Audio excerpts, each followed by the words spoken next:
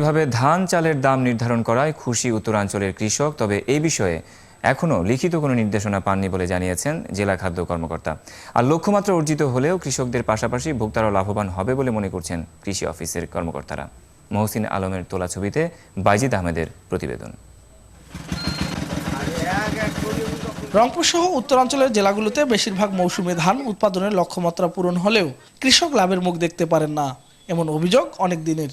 এবারে সরকার প্রতি কেজি ধান 17 টাকা 50 পয়সা উৎপাদন খরচের বিপরীতে 20 টাকা এবং চাল 26 টাকা 50 পয়সা উৎপাদন খরচ হিসেবে 31 টাকা দরে সংগ্রহের ঘোষণায় খুশি কৃষক। ধানের বাজার যেটা চলতেছে, স্কিম ধানের যে বাজার যেটা থাকে, তাহলে আমরা কৃষকরা কিছু লাভ করতে পারবো। ধানের যদি সরকার না দেয়, কৃষকের মানে বড় অবস্থা হয়ে গেল একেবারে। কিছু দয়া করে কিছু কৃষকের ধানের দরটা দিলে ভালো হয়। তবে কৃষকের কাছ থেকে সরাসরি নেওয়ার সুযোগ না থাকায় প্রতিবারের মতো মিল মালিকদের কাছ থেকে চাল কেনার কথা ভাবছে সরকার। জেলা খাদ্য কর্মকর্তা এ বিষয়ে জানালেন, এখনো কোনো লিখিত আদেশ পাননি তিনি। সংগ্রহ মূল্য এবং লক্ষ্যমাত্রা ঘোষিত হওয়ার ফলে বাজার মূল্যটা পড়ে যাবে না, যাতে করে কৃষক লাভবান হবে। আর কৃষি সম্প্রসারণ অধিদপ্তর বলছে, চলতি বড় মৌসুমে লক্ষ্যমাত্রার চেয়ে বেশি ধান চাল অর্জিত হবে। সরকারের বেঁধে দেওয়া দামে শস্য কিনলে সবাই উপকৃত হবে বলেও মনে করছেন কর্মকর্তারা। ইতিমধ্যেই আমাদের এই লক্ষ্যমাত্রার প্রায় 99.6% অর্জিত হয়ে গেছে এবং আমরা আশা করছি যে এই যে লক্ষ্যমাত্রা অনুযায়ী আমাদের ফলন আগামীতে আমরা পাবো। মার্চের মাঝামাঝি খাদ্য পরিকল্পনা ও পরিধারণ কমিটির সভায় সিদ্ধান্ত নেওয়া হয় 1 মে থেকে 1.5 লাখ টন ধান ও 10 লাখ টন চাল এবং 1 এপ্রিল থেকে 1.5 লাখ টন গম কিনবে সরকার। সভা শেষে এক সংবাদ সম্মেলনে খাদ্যমন্ত্রী কামরুল ইসলাম জানান, পরবর্তী 4 মাস পর্যন্ত চলবে ধান ও চাল কেনা। শাহ বাইজিদ আহমেদ, 71, রংপুর। দর্শক, এই নিয়ে কথা বলতে রংপুর নিউজ সেন্টার থেকে সরাসরি যুক্ত হচ্ছেন রংপুর মিঠাপুকুর খাদ্য গুদামের খাদ্য পরিদর্শক ও ভারপ্রাপ্ত কর্মকর্তা রইসুদ্দিন, রংপুর সদর উপজেলার চালকল মিল মালিক সমিতির সভাপতি এবং নুরুল ইসলাম।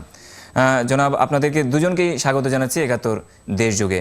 শুরুতেই আমি জনাব রইসুদ্দিনের কাছে জানতে চাইবো যে আপনারা যতটুকু প্রতিবেদনে দেখলাম যে এখনও আপনারা আনুষ্ঠানিক অফিসিয়াল কোনো নির্দেশনা পাননি, তো এর জন্য কি আপনাদের চাল এবং ধান কেনা বন্ধ হয়ে আছে, বা এর পরবর্তী পদক্ষেপ আপনাদের পক্ষ থেকে কি নিচ্ছেন আপনারা?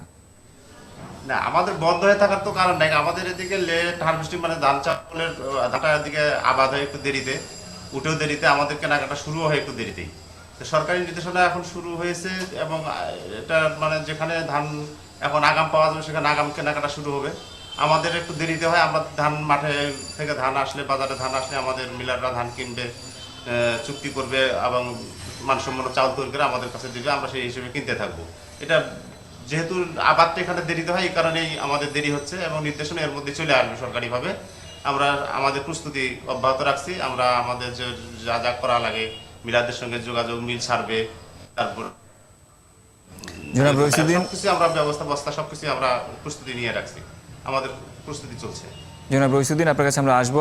এবার আমরা জনাব নুরুল ইসলামের কাছে জানতে চাইবো যে সরকারকে চাল দিতে কি প্রস্তুতি আপনাদের রয়েছে, আপনারা এবং যে নাম নির্ধারণ করা হয়েছে সেই দামগুলো সম্পর্কে আপনাদেরকে একটু বলবেন? আমাদের এখানে আপনার মনে করেন যে আমাদের সদর উপজেলায় 200টি মিলার আছে। এখানে আমরা নীতিমালা আসার সাথে সাথে আমরা সরকারের সঙ্গে চুক্তি করি এবং বাজার থেকে ধান কিনে আমরা মনে করেন যে আমরা মানসম্মত চাউল অর্থাৎ 40% চাউল করে আমরা গুদামে সরবরাহ করি, তাই না? এখানে সরকার এবার রেট আগাম ঘোষণা দেওয়াতে আমাদের জন্য এটা এবং কৃষকদের জন্য এটা ভালো হয়েছে। এটা ন্যায্য মূল্য পাবে কৃষকরা, এতে কোনো সমস্যা হবে না এবং মিলারদেরও মনে করেন যে আগ্রহ থাকবে, আগাম মানে প্রস্তুতি নিতে শুরু করছে প্রত্যেকেই, বুঝলেন না? আর জনাব রইসুদ্দিন, ধান চাল সংগ্রহে কি কোনো সমস্যায় আপনারা পড়ছেন, বা কি ধরনের সমস্যায় পড়তে হয় আপনাদেরকে? না, আমাদের আপাতত কোনো সমস্যা আমরা কখনো দেখি নাই, সমস্যা পড়তেও হয় না। শুধু কৃষকদের যারা ধান নিয়ে আসেন তারা হয়তো মানসম্পন্ন জিনিসটা বুঝেন না। আমরা কৃষক গ্রাম পর্যায় থেকে ধান নিয়ে আসলে আমাদের নিজস্ব চাতাল আছে, আমাদের এলএসডি চত্বরে চাতাল আছে, চালার তালে আমরা তাদেরকে বুঝাই দিই এবং সেইভাবে তারা মানসম্পন্ন ধান তৈরি করতে আমরা তাদের কাছ থেকে সেভাবে ধানটা মানসম্পন্ন হলে শুকায় ধারাই বেশি করে আমরা নিয়ে নিই। আমাদের তেমন কোনো সমস্যা আমরা করি না, উপলব্ধি করি না। তো ধানের আগাম বাজার দেওয়া মূল্যটা দেওয়াতে কৃষক উপকৃত হবে, মধ্যস্বত্বভোগীরা এবার সুবিধা পাবে না। কৃষকরা শুরু থেকে ধানের বাজারটা চড়া দামে বিক্রি করতে পারবে, তারা ন্যায্য মূল্য পাবে, উৎপাদনের খরচ পাবে, আর ভালো তারা এবার। আর জনাব নুরুল ইসলাম, আপনাদের কি অতীতে চাল সরবরাহ করতে গিয়ে কোনো রকম খারাপ অভিজ্ঞতা আছে, যেটা এই বছর সংশোধন করতে চান, যেহেতু আপনারা প্রশাসন এবং মিল মালিক কর্তৃপক্ষ দুজনই না, পাশাপাশি বসে আছেন? আমাদের এখানে কোনো সমস্যা নাই। আমরা যে এখানে আমাদের এখানে গত আমনে আপনার 1162 মেট্রিক টন মানে চুক্তি বরাদ্দ ছিল, সেখানে সরকার আমাদেরকে একটা সুযোগ করে দিয়েছে কি যে রিপিট বরাদ্দ দিয়ে যে যত চাল পারবে মতো চাল হলে সরকার কিনবে। এতে করে আমরা প্রায় 10,000 টনের উপরে আমরা এই সদর খাদ্য গোদামে চাল সরবরাহ করছি এবং মানসম্মত চাল সম্ভব করছি। আমাদের কোনো সমস্যা হয়নি। আমাদের ভারপ্রাপ্ত কর্মকর্তা এবং সরকারি কর্মকর্তারা আমাকে যথাযথ সহযোগিতা করছে এবং এতে কৃষকও উপকৃত হয়েছে, পাশাপাশি ব্যবসায়ীরা, মিলার ভাইয়েরা আমার উপকৃত হয়েছে। আপনাদের দুজনকে অনেক ধন্যবাদ আমাদের সময় দেওয়ার জন্য। দর্শক, কথা বলছিলাম রংপুর নিউজ সেন্টার থেকে যুক্ত হয়েছিলেন মিঠাপুকুর খাদ্য গোদামের পরিদর্শক রইসুদ্দিন এবং রংপুর সদর উপজেলা চালকল মিল মালিক সমিতির সভাপতি নুরুল ইসলাম। চলছে দেশযোগ, ফিরছি আরও কিছু খবর।